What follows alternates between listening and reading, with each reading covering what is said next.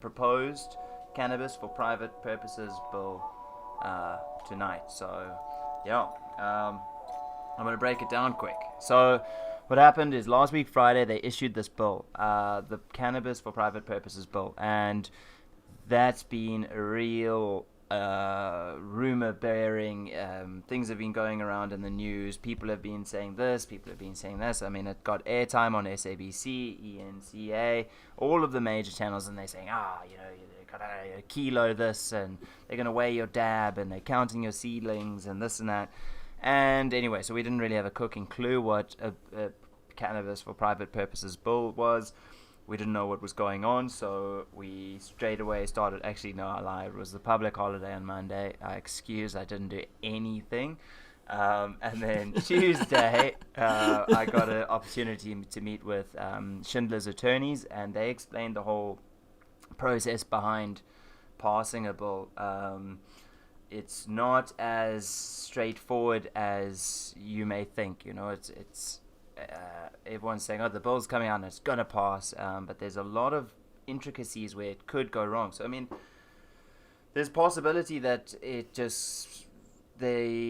just flat out reject it. The whole thing could get washed away. But anyway, all that info is in that video. And then just a moment ago... before we carry on, just a very, very informative video for that. I learned a huge amount watching that video that Andrew did with Schindler's attorneys, and anyone out there that wants to understand more, I definitely suggest you go and check it out. It's about 27 minutes and it's riveting stuff. Yeah, it was one of our best performing videos to date. So it's, I was super thrilled that it's actually got a lot of traction, and I'm sure it's answering questions. And then earlier at about 5:30 we released a similar video with Myrtle Clark, and she gave obviously a slightly different opinion. She she obviously knew what was in the bill, and she decided she's going to look at it as a from her perspective and in relation to the fight that's been going on for 10 years. And I must say her opinion is strongly opposed to it. It's basically not what the manifesto was saying. It's purely based on criminalizing parts of the plant. So they gave us our right to grow in privacy, but now they've come and said, okay, you may grow in private, but no, you've got to let the cops in at any point into your house so they can measure your seedlings, count your plants, check how many seeds you've got in your bag, and check how many, how much dab and how much gram you're carrying. So all of those is basically, that was not what the manifesto said. That is not private consumption. That is not private growing. So it's not. Adine, off the top of your head, surely you must have some thoughts against. So I've mixed feelings about it as well. I got the bill draft bill was sent to me by someone on WhatsApp, and I started giving it a read sort of on Sunday. And at first glance, it's much further than where we were 2 years ago, and but you can understand fully someone like Myrtle, who's been fighting the fight for a good long 10 years. It's definitely progress. It's quite amazing to see that you'd actually now be able to grow a pretty decent amount. Some of the numbers that they're speaking about, 600 grams per person, 1.2 kilograms, are quite, it shows sort of open-mindedness. Other parts of the bill, there's absolutely no whiff of any sort of I was hoping for a bit more along the lines of building a market, and it does sort of start to give us what was prescribed in the Constitutional Court, but maybe they didn't go as far as I was hoping. But my opinion was changed on Wednesday. We did a webinar called Understanding Genetics in conjunction with Chiba Africa. We had Max on from Royal Queen Seeds, Mahmoud from Dutch Passion, and they were saying that Mahmoud, he's from Holland, and he was saying that even still in Holland it is only decriminalized. This bill is actually going to be protecting our right to actually grow the plant now in private. So in some sides of it, it's very progressive, I would say, and on other sides it's draconic in itself. It's still going to be policed hard. There's still heavy sentences attached. For me, it's some good stuff and some stuff which I'd like to see changed. But like you were saying, it's still open. In the video that Andrew did with the attorneys, it's still open to public participation, and it could just be thrown off and told to be redone. We don't know where it's going. It's the first draft. That's probably what's called a draft. There's going to be further drafts. So all in all, it's exciting and at the same time stressful, because you 100%. Want it to. I'm wanting to see. This is a cash. This is a huge industry that's grown already in the last 2 years, and you'd think that the government would notice just how many jobs this industry is creating and how much more jobs it can create. And in a time of desperation, I would have thought of more than what they've done. There's no inkling of let's make cash out of this. Let's open up testing facilities where people can go test their weed that they're growing now. We can make money from that. There's no entrepreneurial thought around how much cash there is, and there's an illegal market already. It's already happening. There's already billions of rands changing hand. Let's put some of that into the country. So exactly. For me, I would have liked to see a little bit more. But then again, I've read through it. I understand some sections. I don't understand other sections. Some of it's quite a lot of jargon, I've given it like 3 attempts at a read through, but yeah. It took me like half a day, and I'm like under morning stress, and I was like trying to get through this.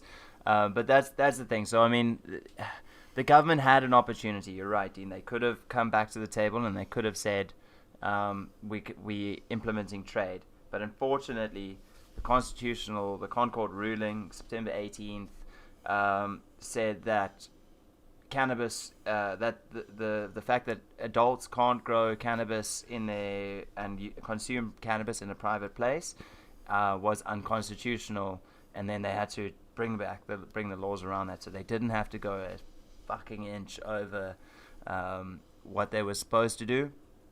All they did was the bare minimum in order to make that still constitutionally allowable, but still they can still, the police, it's still a police state, and they can still control the flow of this hard drug that they're still looking at it as. But anyway, the point of tonight is to share our opinion, but also to share screens and actually dive into this. Before we dive in, I like what Nelio de Freitas is saying here on the YouTube. He says there is no policing of the amount of Johnny Walker you can buy at the macro and store in your home. I mean, if you want to, you can go and fill your whole garage with Johnny Walker, and the government gives no shit. But I can't go and grow enough weed to have different flavors every day and to make liters of dab with my friends, Exactly. And you want to hear something real controversial? I mean, look, with the alcohol ban going on at the moment, and the direct relationship between sexual crimes, the number of sexual crime incidents dropped as alcohol went away. But I mean, the whole time cannabis has been stable in all of this, and there hasn't been any sort of correlations to that. And in South Africa, obviously, like alcohol, you can have thousands of liters, you can get Gewyn whenever you want, and like no one's gonna stop you. If you want to drink yourself into a fucking coma, you can. Sorry about my language. Anyway, but yeah, no, I agree. No one's controlling. The Oaks are getting passionate tonight. So we brought the politics into this. But yeah, let's scroll through some of these sections. I don't know, guys, can you read this on the live stream at all? Because I'm going to be scrolling quite fast. It might not make too much sense. I can see it on my phone pretty well. Just drop us a little yay or nay in the comments, guys. But I mean, you can basically see as you're scrolling through, just a lot of definitions. They're defining everything that is, what is wet cannabis, what is dried cannabis, what is it dwelling. So basically everything to reference back to when you're reading through the bill. This is hilarious. Is it immature cannabis plant means a non-flowering cannabis plant that is taller than 15 centimeters or wider than 15 centimeters. Dude, I'm going to grow cannabis plants that are 14 centimeters 99 when they've done budding. And you can have unlimited. Oaks are going to be LSTing the fuck out of these things. Like, these little bonsai buds. Solar cup all day. I mean that's like this already. Like when I first read this document, okay, page 5, well done. I made it here, and this is the first thing that's absolutely ridiculous. A 15 centimeter plant. I mean, who is gonna measure the size of a cannabis plant? Who's gonna come? Who is allowed to come in? Are you still required to have a if you're suspected of growing and they want to come and measure your plants, they're still going to require a warrant into your property. No. What this means now is that they can come in because it's a crime. It gives them a reason to sort of look, to be able, if they see through the window visible cannabis plants, now they can assume there's a grow up, and if you have 9 cannabis plants in your garden and the cop looks over the wall and sees 9 cannabis plants, oh no, it's above 8 cannabis plants, and then they can just welcome themselves in to come and measure your plants with their rulers and their gram scales. That's literally like that's what's happening. That's what this lineup is leading towards. So I mean, here we go again. Seedling means a non-flowering plant.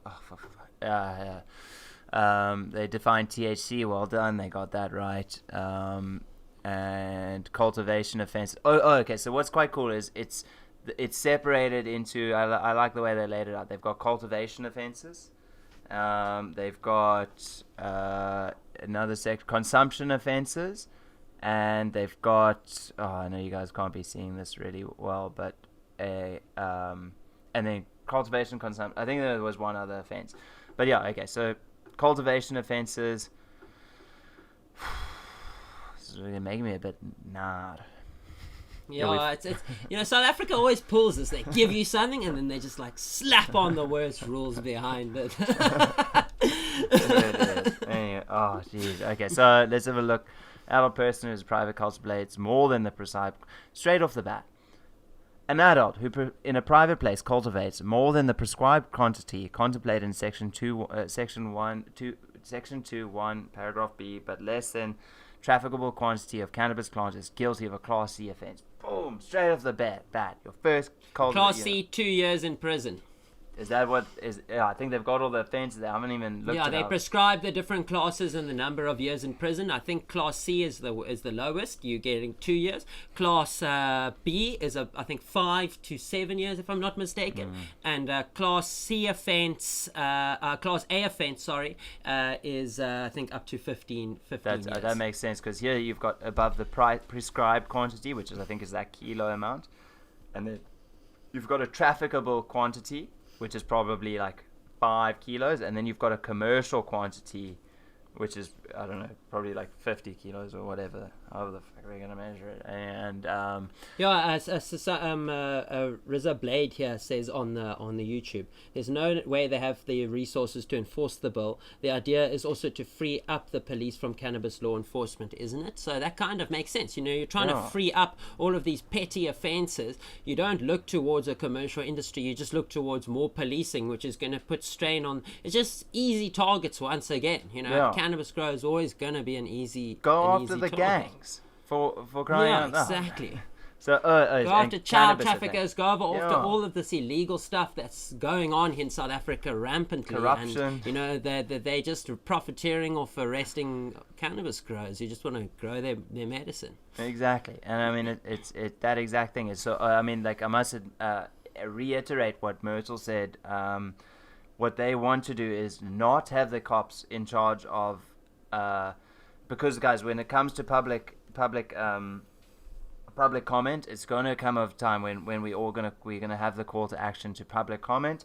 It's not going to be anytime soon, but when it does come, what they want is a cannabis ombudsman. So that is basically, imagine the SAPS going into ABSA and saying, no, you're calculating interest wrong. It doesn't work like that, because the cops do not understand what goes on in the financial world. They don't understand forex. They don't understand how they're going to how a bank operates and the technical legalities of everything. It's not them that should be policing it. They can go to an ombudsman. The ombudsman can assess it as an educated panel of experts. In the cannabis world, it would be a panel of people who understand cultivating, of people who understand growing, consumption. They're educated, they're smart people that can make a quick and decisive decision as to whether these people are abusing it and as to whether these people are doing harm onto another person.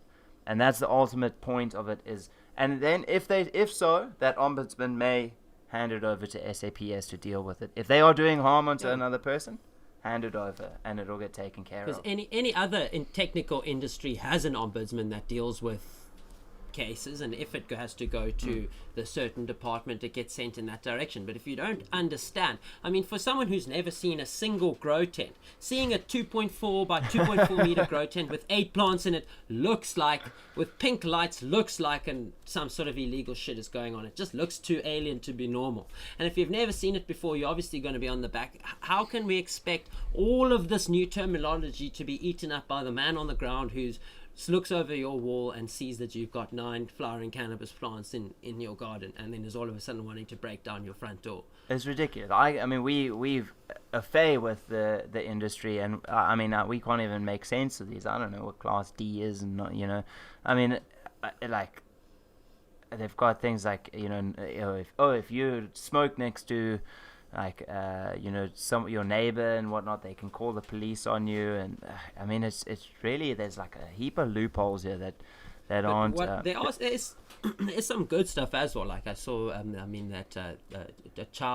children caught sort of carrying cannabis is no longer a criminal offense, and there is some criminal activity around it. But if you are growing cannabis in the home, you're allowed to grow cannabis in the home. If you do have children and you're responsible adult. But the police are still allowed to come in and tell you because if you don't take adequate precautions to keep your children away from touching cannabis, you can go to class C offense. It's got to be consuming cannabis, but I think they're allowed to be around the cannabis plants under supervision. Let's have a look at fences involving a child. The guardian of a child who permits a child to possess cannabis, to deal in cannabis, plant, cultivation material, or the cannabis plant, subject to paragraph B, to cultivate a cannabis plant, to possess, to deal, to consume is a Class D offense. But scroll down, I think paragraph B. The prohibition referred to in paragraph A1 does not apply to where a child assists with the cultivation of cannabis plants which the guardian of the child may lawfully possess for his or her own personal use in a private place. So basically, if you're a responsible adult, you can educate your children about cannabis. This is the cannabis plant. It would be completely different to when I grew up and you told that cannabis is the devil's lettuce and you'll burn in hell for smoking cannabis, and you're like, oh my word, and you think it's going to like brain damage you when you smoke it for the first time.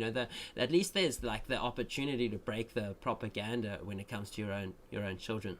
I read somewhere I also did an interview with Jeremy Acton, and he said there was a paragraph referring to prohibiting you from giving your child cannabis, which I haven't seen quite yet. This is horrific. Look at this. A person who administers cannabis to a child is guilty of a Class A offense. Class A again, Dean, isn't that like 15 years or something? Yeah, it says a Class A offense is liable on conviction to a fine or imprisonment for a period not exceeding 15 years, or to both a fine and such imprisonment. Class B is 6 years. Class C is... Scroll down a tiny bit. Sorry. Class C is 4 years, and then Class D is 2 years. So 15 years. So for just cultivating more than the prescribed amount, you're liable for a Class C offence, which could be as much as 4 years. I see here. Shelton you see, there's pluses and minuses, but I think in this case, the minuses are in some cases outweigh the plus. But I mean, the major plus is that we're actually able to discuss something like this, which was actually put out by the South African government. shows progress, of course. It but shows like, progress, is it the progress that we wanted to see? And were the people who have done years of work to provide information about a correct, you know, a good inclusive industry that could cultivate the South African economy, were these people consulted, and does it show in here? And No. I'd say no. No, not at all. I mean, Not at what all. like there's Not at someone all. in the comments here, Charlton, saying that he's, you know, obviously gives his 11-year-old or her 11-year-old it must be some sort of form of cannabis, or teaching them. I don't know if that's the context, but a lot of parents use cannabis because they don't want their kid. You know, I'm gonna get triggered. They don't want their kid on Ritalin, and they don't want their kid on these pharmaceutical pain pills from the age of 3 when they can be perfectly fine. You were telling me, Dean, the other day of a story. Someone you know that's looking for cannabis for their kid that just they just can't function without it. Yeah, he is in his late teens. I think he's like 19 or something like that. But his mom buys cannabis from, you know, and for medicinal reasons. He can't function without it. And I mean, you've seen cases on the internet like Charlotte, who was you know, the who made the strain Charlotte's Ange famous, and like CBD only is non-psychoactive. You know, it's classified as a supplement, so you can give a Ritalin, which I've taken a Ritalin before, and you feel like rushing balls. You know, it's not like, it feels like hard drugs.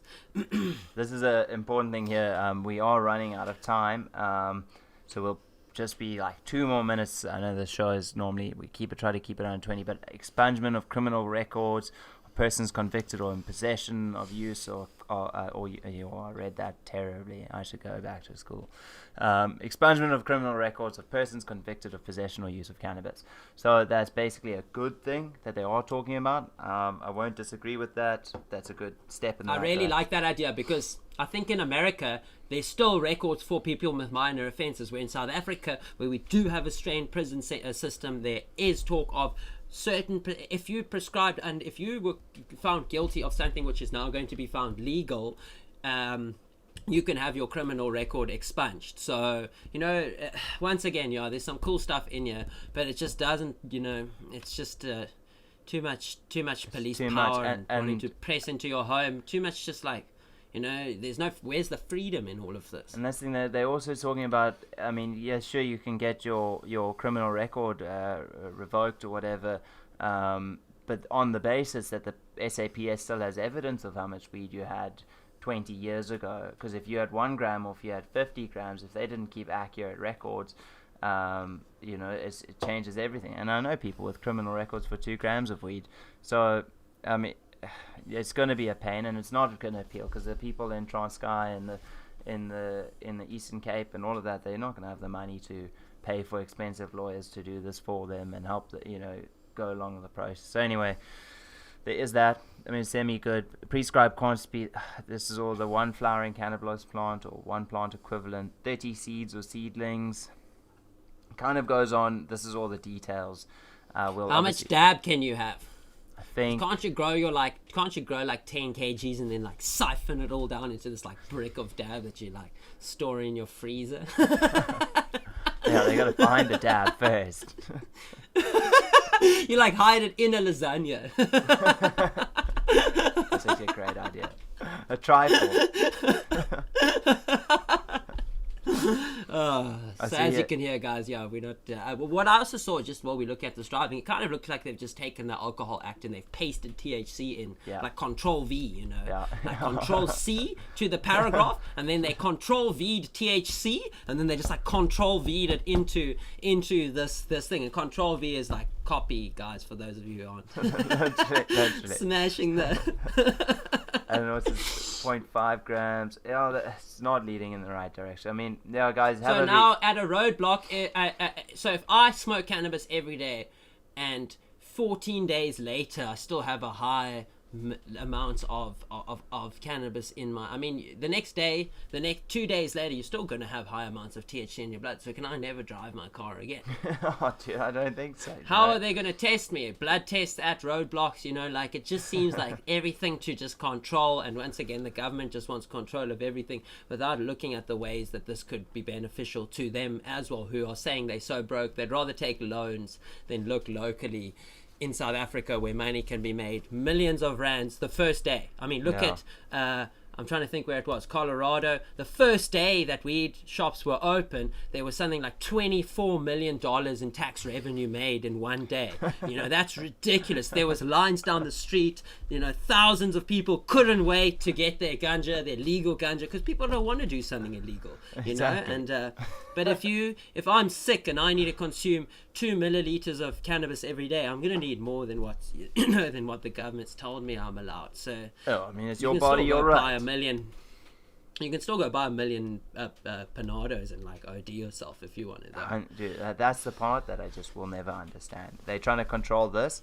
You can go eat yourself into obesity with sugar, but you can OD on behind. You can go to Shell Garage and buy 100 Panados, crush them up, put it in your Nayope or whatever. I mean, it's like it's not like, but I don't know, like, God forbid you smoke a doobie, and then you're really a real fucking criminal. But anyway, I think we've rambled on, and I mean, this has been ridiculously fun having a bit of interaction. It's really added the energy, guys. I'm feeling great, and I think we're definitely going to be making it a regular thing. Thanks to all 22 who are currently on right now. It means the world to us that you'd spend some time with us on Friday so passionately in the comments as well. Thanks so much, guys. We'll be doing this 6:30 next week Friday, and then I think we're going to start dropping like coupons in the show and just make it like super exciting and whatnot. So there's a cool lineup of stuff next week. We've got Dean's going to be doing a interview either with a seed, either Dutch Punch Royal Queen or Umya Nutrients. I'm seeing who I can hook up first, but I'm working on all three at the moment. We really like this like interviewee style, and I did in closing, I did a really awesome webinar recently, and we had great feedback on it. So we're going to try bring you guys more content from people who really know what they're talking about, and just we can all learn together on this awesome channel. Yeah, no, that was really, really a lot of fun, guys. Thanks so much for joining in on the live. I'm gonna cut it there, and then you guys will see this on 6:30 on Sunday and 4 o'clock on Sunday, and till next time. Peace, guys. Peace out, fam.